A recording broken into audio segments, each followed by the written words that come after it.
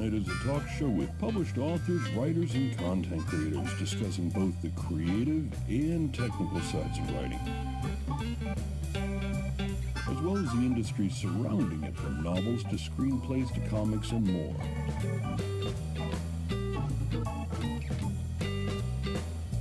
And now, here's your host, author Travis I. Sivart.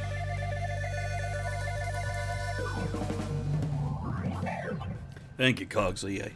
A number one announcer if I've ever heard one. Welcome to Write Night. I am Travis Sivart. I am your host, and I have a list of things that I need to do that I forgot to pull out. But let's go with this. I'm going to introduce myself, tell you a little bit about tonight's topic. Tonight's topic is focusing on conferences and conventions, or perhaps conventions and conferences. I like to think of it as C&C, which is like D&D with less Dungeons and Dragons and more fucking nerd fandom. Yeah, all right. Robert looks confused already. We'll get to your intro in a moment. You can express your confusion. While we're introducing ourselves, I would love for our chat to go ahead and let us know what creative project you're working on or what you've published or anything along those lines. Okay, I am Travis Sivart. You can find my books on Amazon or just Google my name. I write fantasy and sci-fi and have published, I guess, just over 36 books at this point in time under 5 different names, one of them being my own. Now, we'll go ahead and turn to my friend and editor, Tara, and let her introduce herself next and pass it to Robert when you're done. Hi, my name is Tara Moeller. I am the dreamer-in-chief at DreamPunkPress.com, or just DreamPunk Press, at www.dreampunkpress.com. And I also have my own blog where I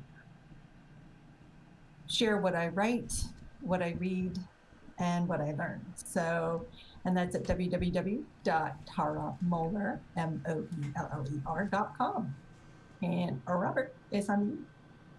Hey, I am Robert Turk. I am an author and a game designer. Published a crap ton of books at this point and games. You can find my work at wicked-clever.com. You can find me on Amazon, Drive-Thru RPG, and your local favorite gaming store. Awesome, guys. Thank you. Now, a couple of things about the show. For those of you listening to a podcast, we do have a live chat audience that we interact with. We're going to hear this noise, and that means Travis wants to read some comments out of there. So if you guys are talking, finish your thought or let me know you've heard the bell, and then when you're done, I'll read off whatever comments, though sometimes I just sneak them in without the bell. Other than that, for our chat, we're not necessarily going to read off every single comment you guys put into chat. It does have to be relevant and or amusing, preferably both. So besides that, let's see what else we got going on. I think we're ready for the topic. So, conventions and conferences. This is something I know each of us have done a lot, and I would venture to say you guys are actually more experienced at it than I. So we each have our own experiences and gone for different reasons. How do you think we should start this, guys? Should we just kind of start how we got into it, what we like best about it? What's the great hook for this topic? I have no idea. Dead air. I think maybe start with, what's the cool stuff you can do at conventions? Go ahead, why Robert. go to a convention? So I'd say my favorite absolute thing about conventions, and I'll preface this with, I have not had one now in over a year because they all had to shut down, right. Like everything shut down. So, but my favorite thing about conventions when we had them was meeting people from all over the world. Actually would come up to my booth or my table and talk to me about my stuff, talk to me about their lives and what was going on. And it's just this huge sense of community that you can't really replicate, no matter what kind of tools you use online, even with Twitch, even with Discord. That whole face-to-face interaction, that mass of people coming together for a fandom, it's amazing. And that's a great feeling. My second reason is it usually does not rain indoors in a convention center. Whereas outside shows, festivals, I no longer sell books at outside festivals because people don't buy books in the rain and your books get soggy. And yeah, so I'm pretty much all conventions, indoor stuff now. So What about you, Tara? I mean, Oh. I met both of you at conventions. I mean, that's why we're friends now. So that's, I think, the big thing is you meet friends, and you meet friends and people that share an interest that you have, and you learn about your favorite fandoms, your favorite books, movies, TV shows, games. You meet other people that enjoy them. You meet the creators behind a lot of them, and it's fun. It's you meet your people, if you know what I mean. People that you're comfortable with, that are comfortable with you, and that maybe accept you a little bit more than the regular office drones do. Yeah, you kind of realize you're not in a bubble. Even as a creator, even as a writer, which is often a solitary experience, Yes. you get out there and you meet other people doing the same thing. And there is a lot to learn from other people doing the same thing that you are. And that's, I don't know about all the conventions you all go to, but all the conventions I've ever been to, granted, we're all there to make a buck. I mean, that's why I go to conventions, is to sell books. But it's not this like kiosk in the mall kind of rivalry where my little Radio Shack kiosk has to make more money than your sunglasses kiosk. We're all there sharing trade talk and helping each other out, and somebody's booth falls over and everybody runs to put it back up because there's a sense of community that everybody wants everybody to succeed because we're all in the same sort of fandom. We're all doing it. And sometimes you forget that when you're inside your writer's head in your bubble at home, sitting at your desk, that yes, you're a human, but there's also lots of other humans out there doing the same thing. And I think that's pretty cool. Yep. And, I admit it was like only 15 years ago that I got to attend my first convention.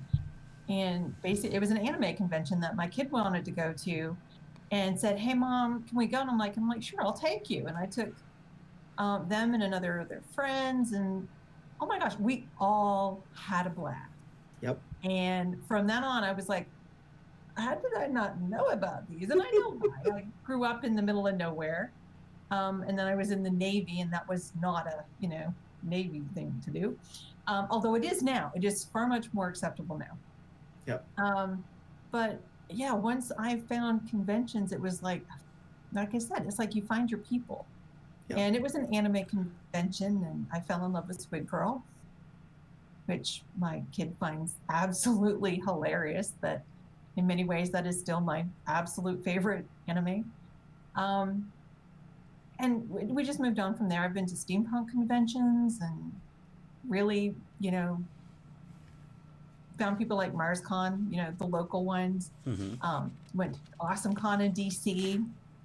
Haven't been to a big Comic-Con yet, but it is now on my bucket list. Yeah. So. That's funny that your first convention was an anime convention. My last convention was my first anime convention. I was a little bit of a convention snob there for a while because I was like, "What? Anime convention? I didn't think had anything. I didn't fit, is what I felt. This is not my people. I don't quite fit into this anime thing. I don't watch anime. I don't really. Teen Titans, I don't think counts. That's like." Oh, that does count. Okay, well, I do watch Teen Titans. Depends on Teen which Titans, version. But both of them, actually.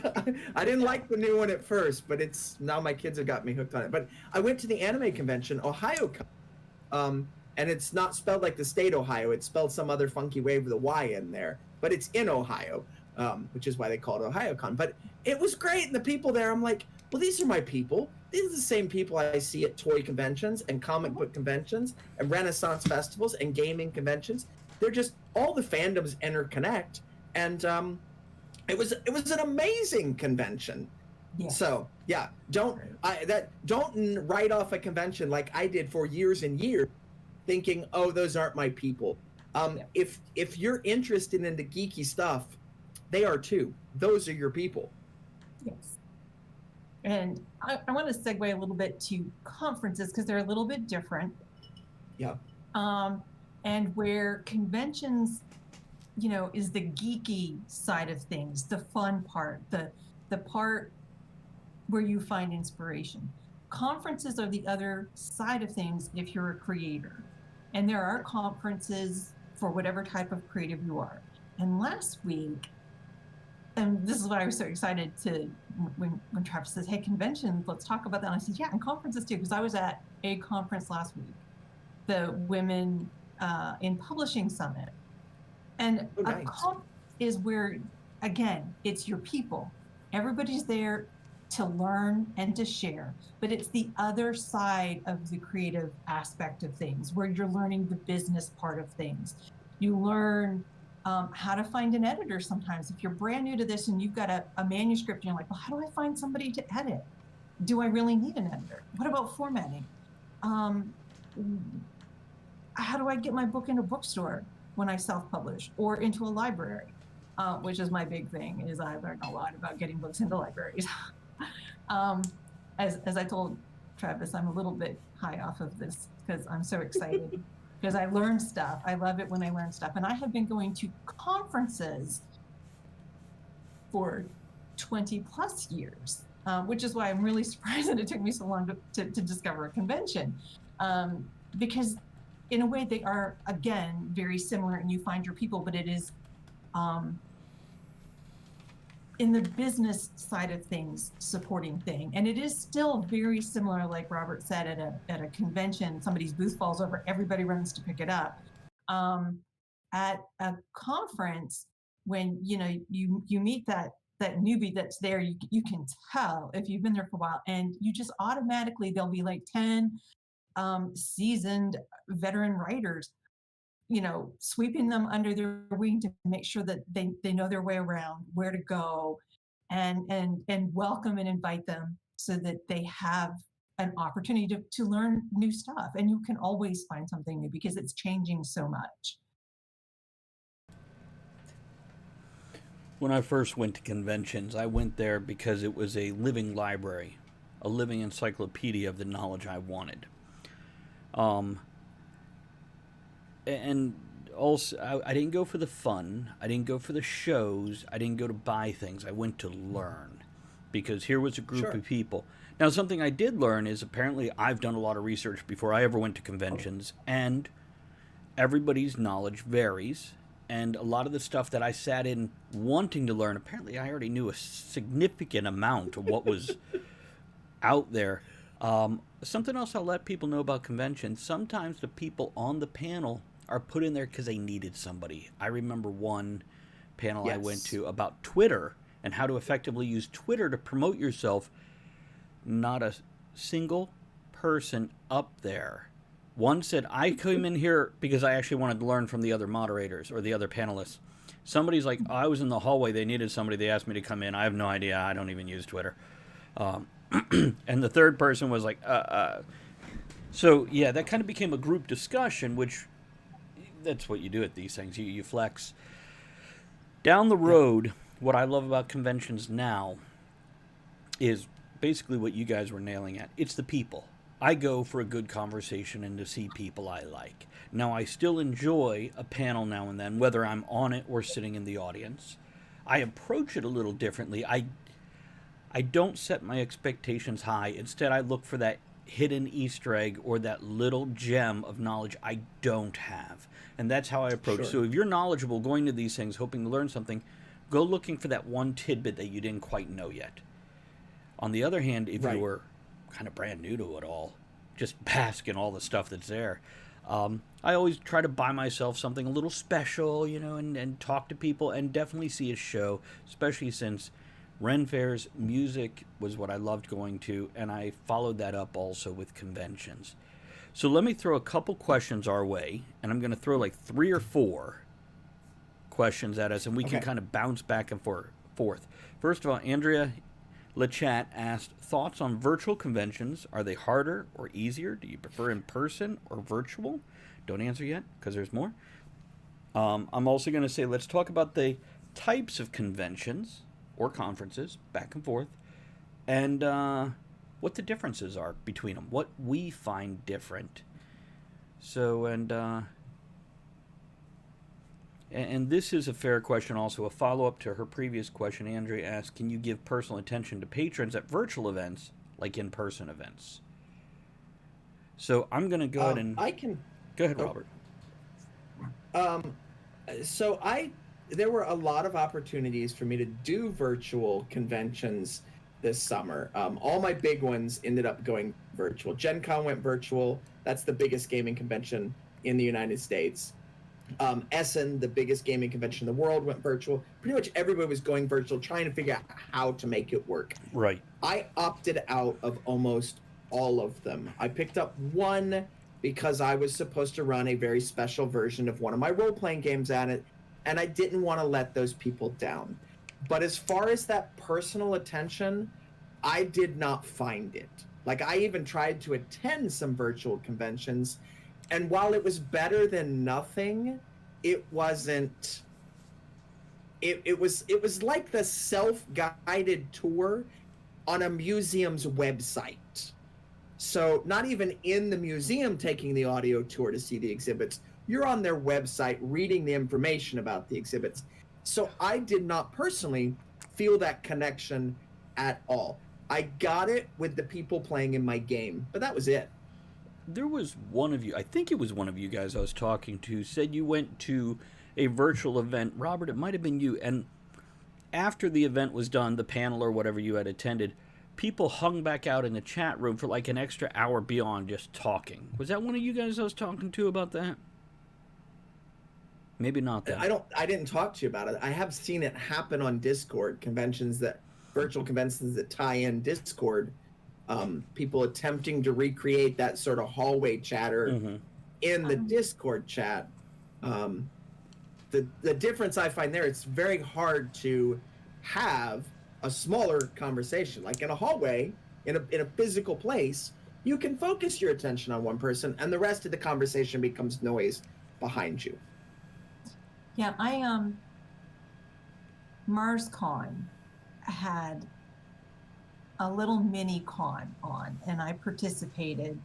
The early virtual cons I tried to participate in were very disappointing because, again, it was like, you put your they put your information up somewhere, and it was a website people got to kind of scroll around, and they had a couple of video presentation stuff, and it was but I think the platforms, when the pandemic kept going, came through. I know that this little mini MarsCon was mostly for people that were already in, steady people in the MarsCon group on Facebook. They did it on Facebook. And Facebook has some good tools now. And in some of those panels, and it may have been, I mentioned it wasn't quite for an hour, but it was a 20 to 30 minutes after in some of the panel rooms after, you had some discussion. And it wasn't just chat. There was chat going on, but it was like Zoom. So your panelists were there, like, on folks' screens, able to talk. And I participated in a couple of them. And when that finished, the chat kept on, because the chat didn't go down, but the screens did, because another panel came on. But the chat was its own thing, and people kept chatting, and we kept talking in the chat and being able to share. So it was like, that conversation after the panel, you got to kind of have that. And it worked really well. And they had their tea party, everybody was on, and it was like a Zoom, and everybody kind of set up their table on their own with their teacups and their tea, and we all had a tea party like they always had at MarsCon. So but it was a learning experience, because they had rooms set up that you could go to, but they didn't open until it was time for the panel, and some people didn't. It was really exploratory, I think, even for the folks that were running it. And I think in future, there may be virtual aspects of live cons in the future that people can attend. Yes. Well, I can't. It's not the same as an in-person con. something conventions wanted to But do before the pandemic was live stream panels simultaneously, so people who couldn't make it there could attend the panel.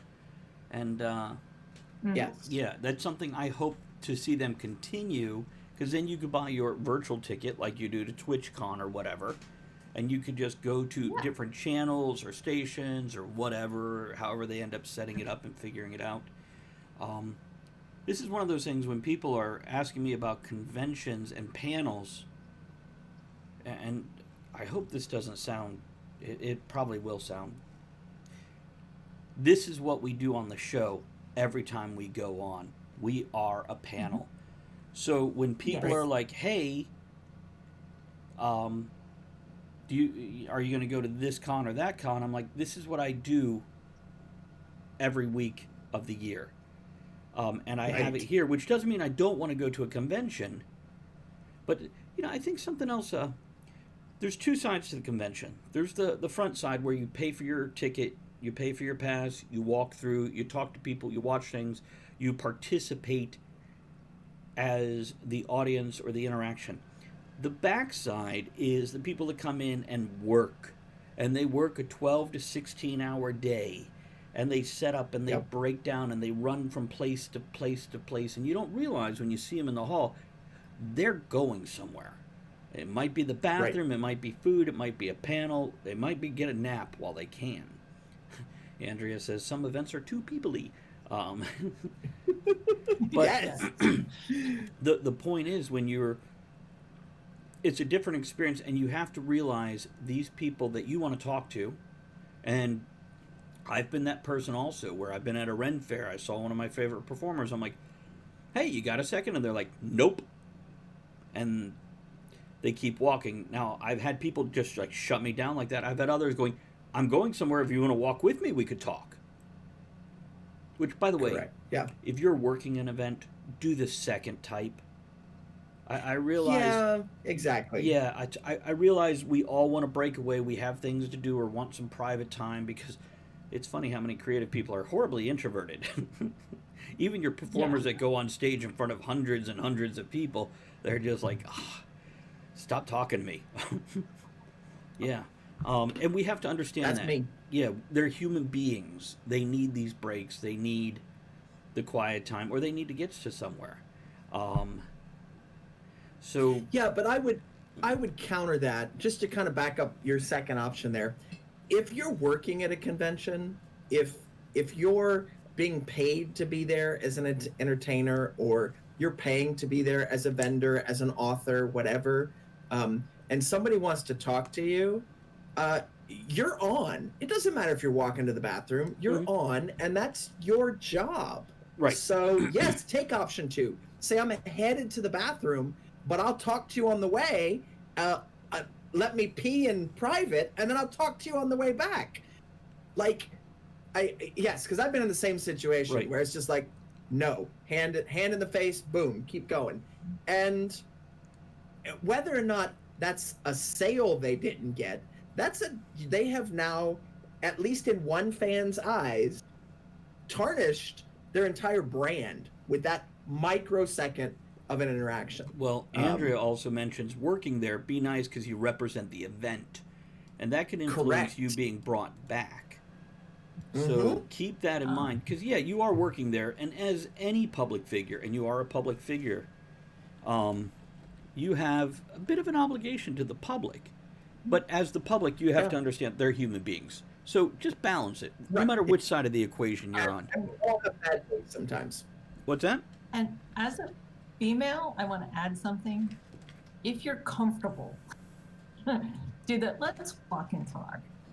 Yes. I have been at conventions and in my steampunk getup and had shadows of like older men. And it's like, can you not follow me everywhere? So Right. if you're attending a con and you're a fan of whatever, author, performer, artist of some sort, be mindful of how you're coming across to them as well. Don't make them uncomfortable.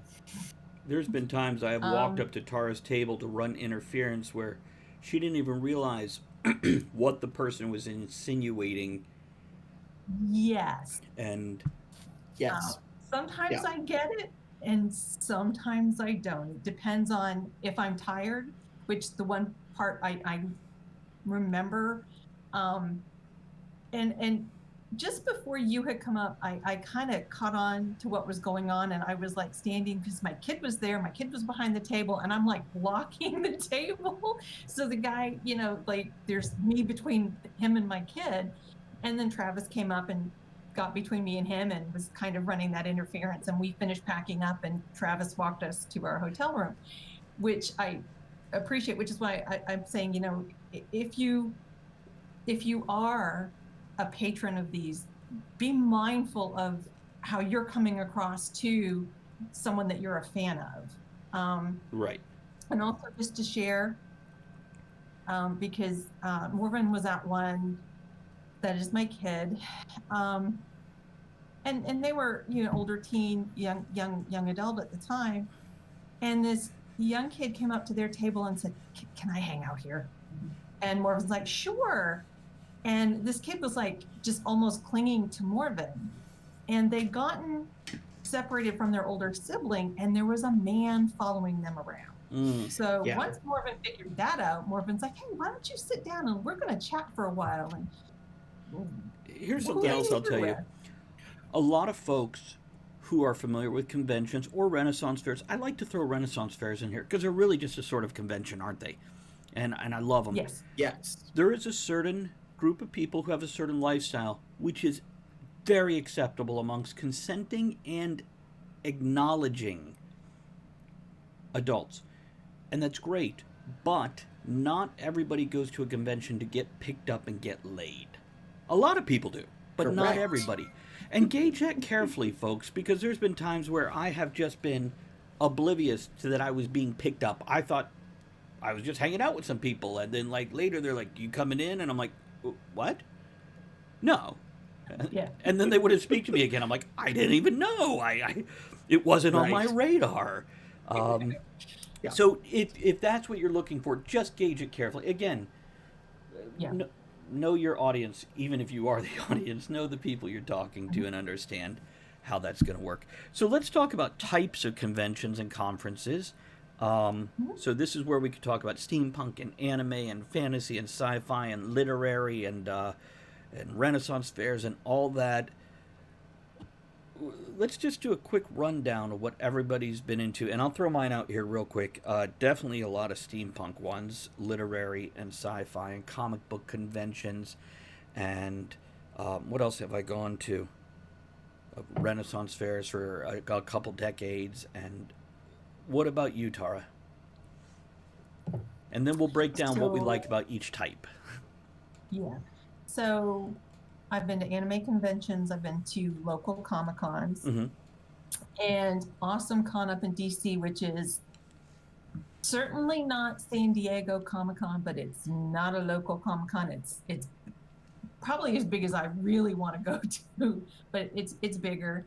And to Galaxy Con again, it's a hybrid. I like Galaxy Con. Comic and fandom.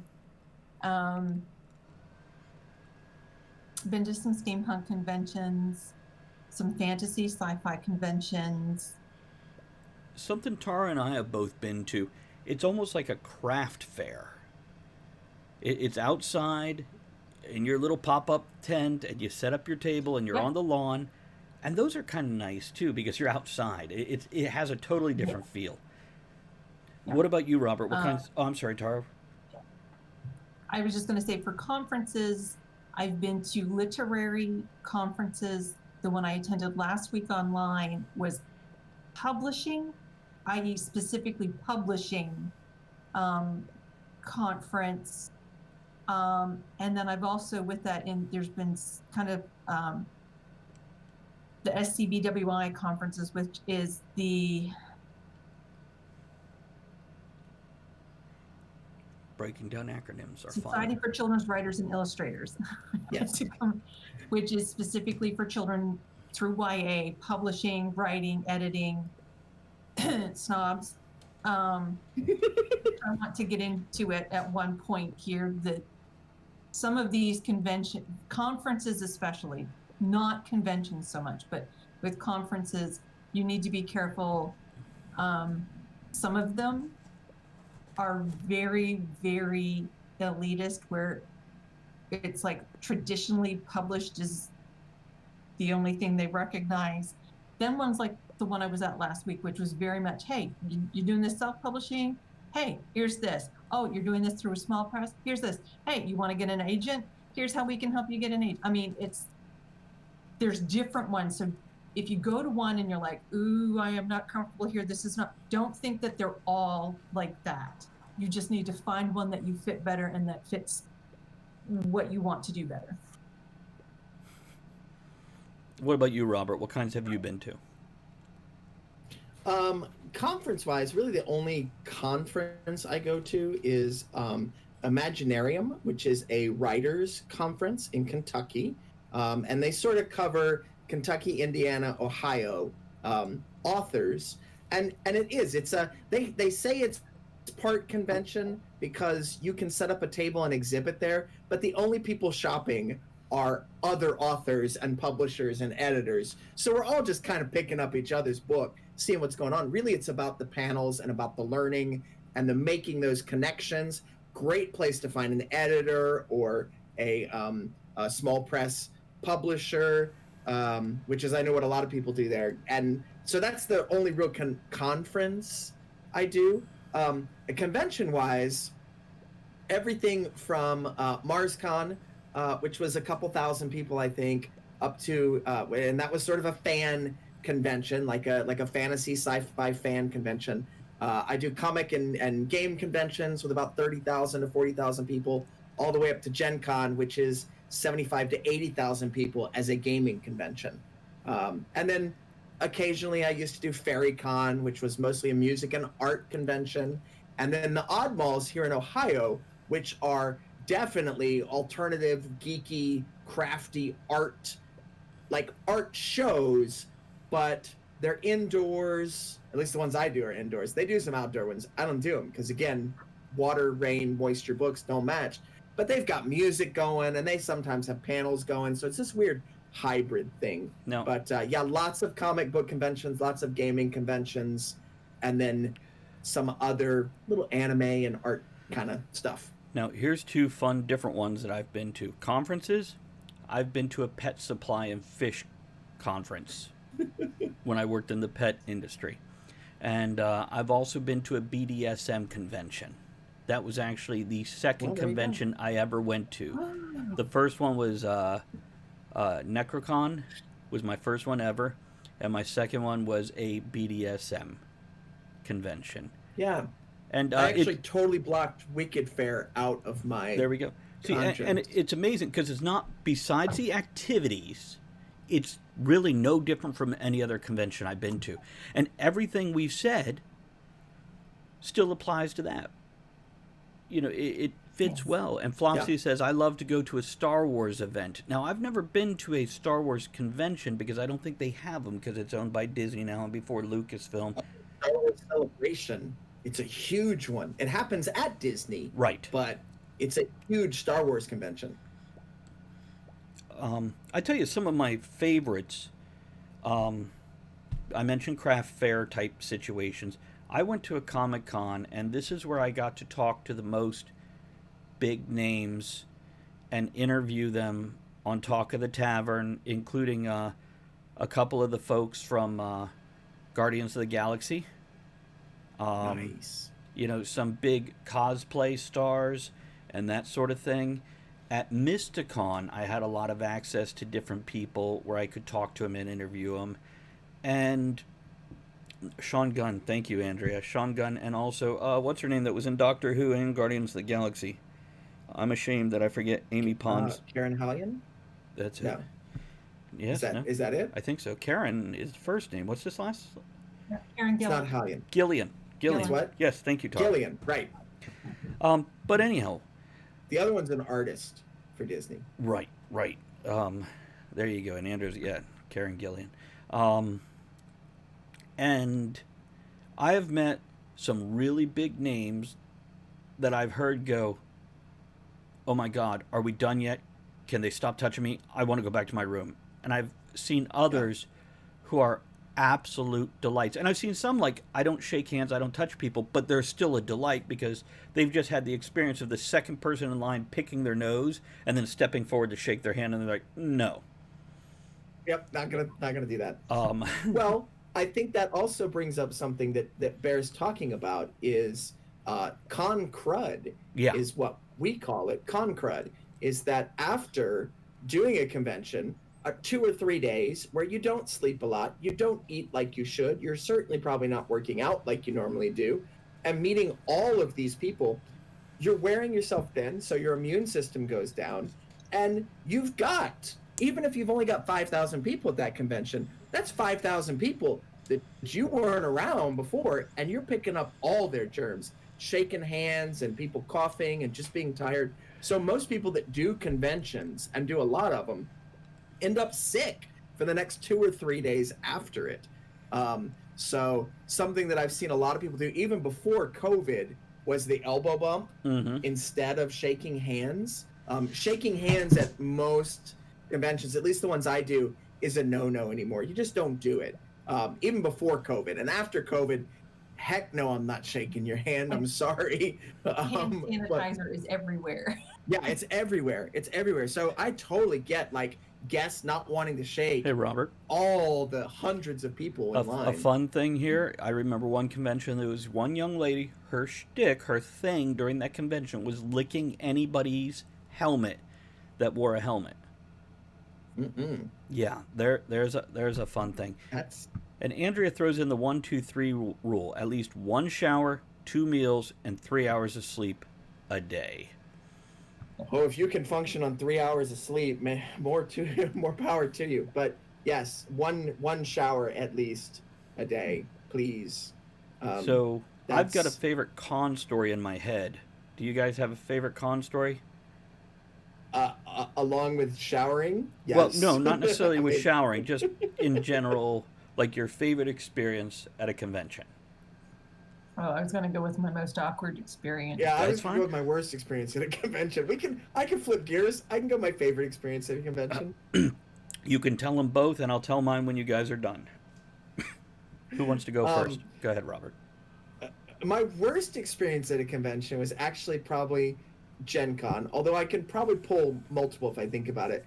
This young lady had the hots for my assistant, who happened to be my brother-in-law.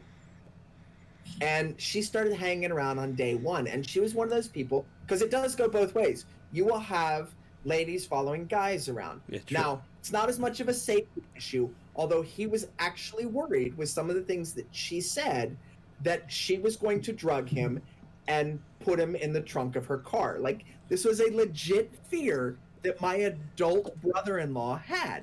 So she's coming around, and he ended up having to leave and hide because he just didn't want to deal with this lady.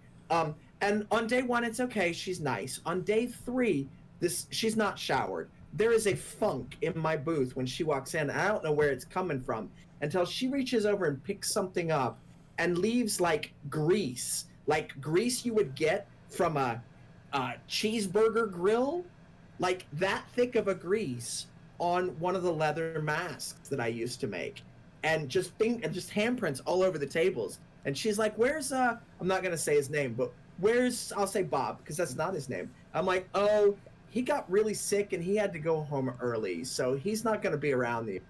She's like, "Oh," she shrugs and walks away. So, but then I had greasy handprints everywhere. It's like, wash your hands, take a shower, people. That's not cool. My best probably convention experience is meeting those people, like the celebrities, because I don't have the time or the money to go wait in line with all the other hundreds of people to meet a celebrity.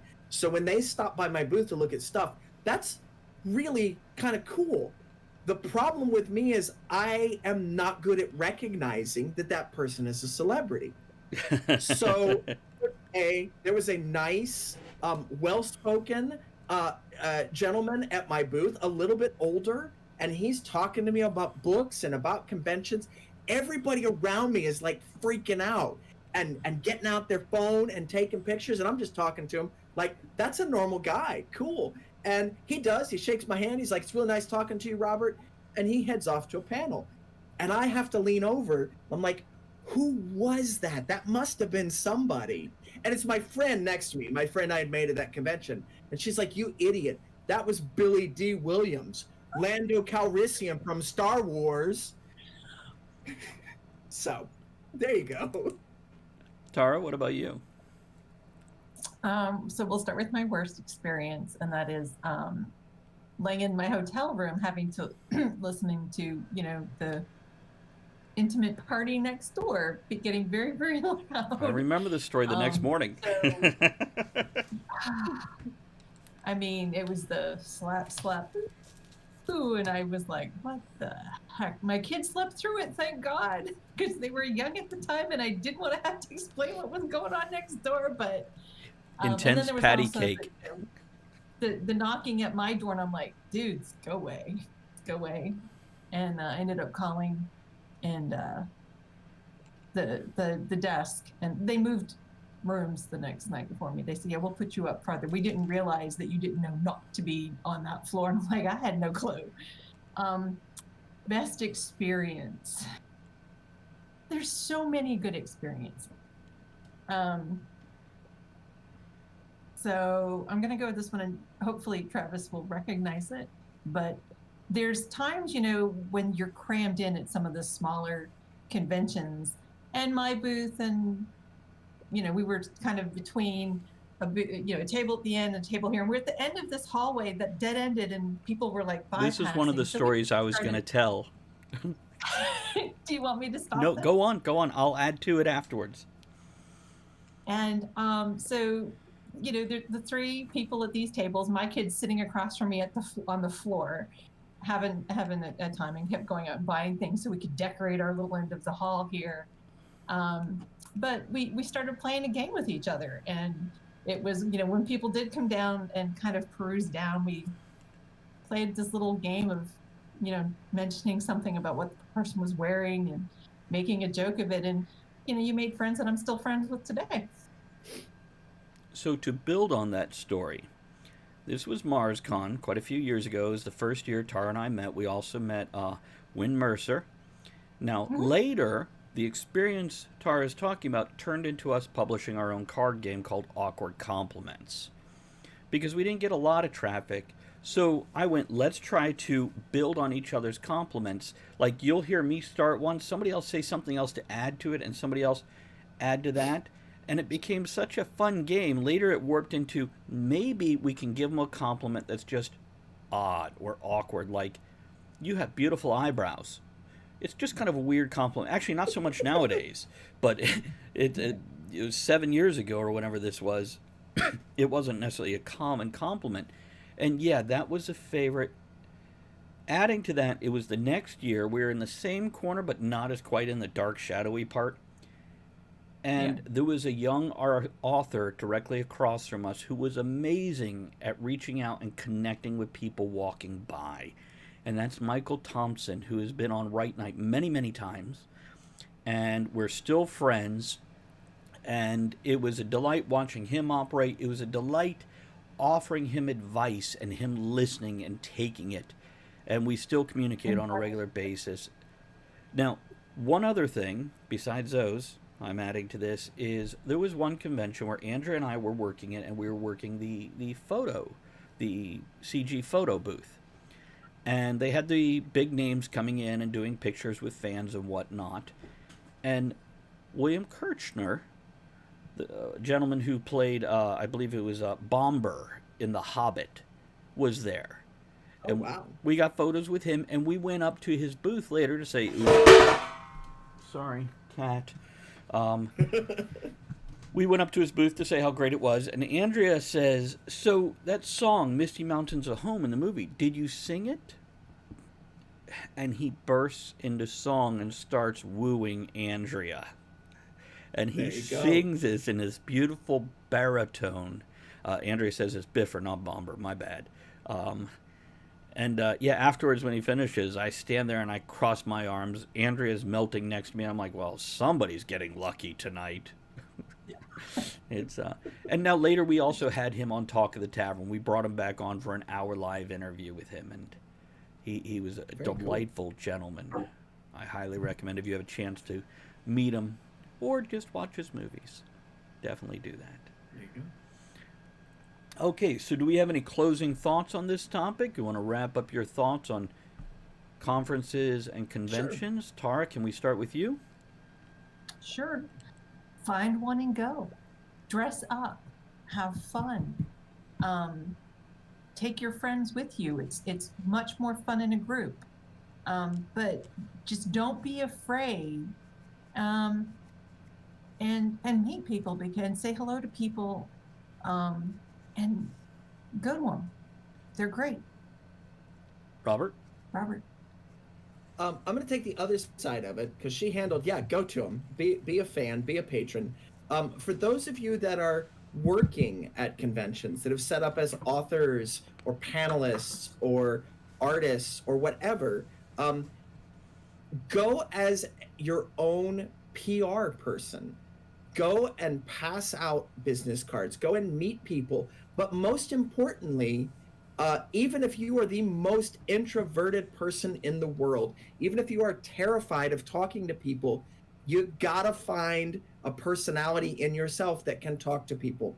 There's so many conventions where I see people having a bad weekend, having a bad time, and you look at what they're doing and they've closed themselves off. They're sitting behind their booth, writing on their laptop or reading a book or sketching and not making even eye contact. You don't have to carry on a conversation. Make eye contact with the people that come up to see you, nod, answer their questions, but give them the same attention that they're giving you. Now, if they're a creeper following you around, find a buddy and shut that down. But you will do so much better. You will have so much more fun and sales at a convention if you embrace the fact it's about people and you connect with those people, because otherwise you can stay at home and sell on your website. I'm going to kind of build on what you both said there. And Andrea did throw in the chat, don't be a creeper and shower. Earlier she mentioned find a buddy if you have a creeper. And realize some creepers might just be, they just don't know how to approach you to say, hello, I love what you do, or I love that outfit, or I love whatever. If you want to talk to somebody, whether they're in costume or whatever, just find that one thing about them that you can compliment. Not like awkward compliments like Tara and I did in the corner. But, how'd you make that, or where'd you buy that, or that is an amazing button you're wearing on your vest. Whatever it is, these folks, whether they're awkward introverts like a lot of us are, or whether they're outgoing extroverts, they're going to be happy to talk to you as long as they're not running from point A to point B. And they're thrilled to share and tell you how they did it. But also I'll recommend is a lot of people do go to these for company. So if somebody latches onto you and all they want to do is talk, they don't want to hear your side, they don't want to hear anything about you, they want somebody to listen. Have the patience to nod and smile and listen, and have a way out. Have a plan to get out, even if it's as simple as, part of me, I need to step away and refresh myself. Yep. You don't have to tell them, don't tell them I'm going to get food. They might be like, I'll go with you. Don't tell them you're going to the bathroom. You're like, part of me, I have to step away. Oh, Andrea suggests ask to take a photo of a costume. They will pose. They'll work into the costume and want it photographed well. Or they put a lot of work into the costume and want it photographed well. That's something else. There is the courtesy of if you're going to take a picture. A handful of years ago, it became very common practice, ask first. Now, this isn't necessarily taking a crowd shot across the room, but if you're photographing somebody, give the high sign, hold up the camera, make the clicky motion, or speak to them, let them know I'm interested, because there are people that will say no.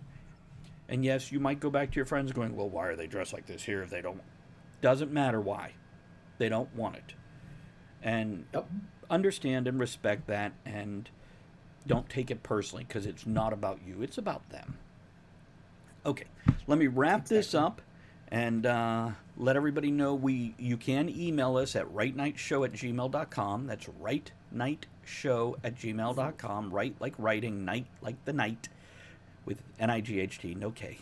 show@gmail.com. You can let us know topics you'd like to hear, or let us know your thoughts about this. You can also send us messages or birthday wishes for friends or for yourself. It doesn't matter. I want to thank everybody who hung out in chat, throwing their comments. Andrea, our moderator for the evening, thank you very much for doing all you did here, and for everybody else who popped in to say hello and hang out with us, and all the support that you guys give to the podcast and the live stream, because we do live stream the recordings of our podcast here at twitch.tv/Travis Tavern Talk, and we love each and every one of you that show up for this. So, let me get some outro music. You guys have a great night, and join us again for Right Night. We'll talk to you later.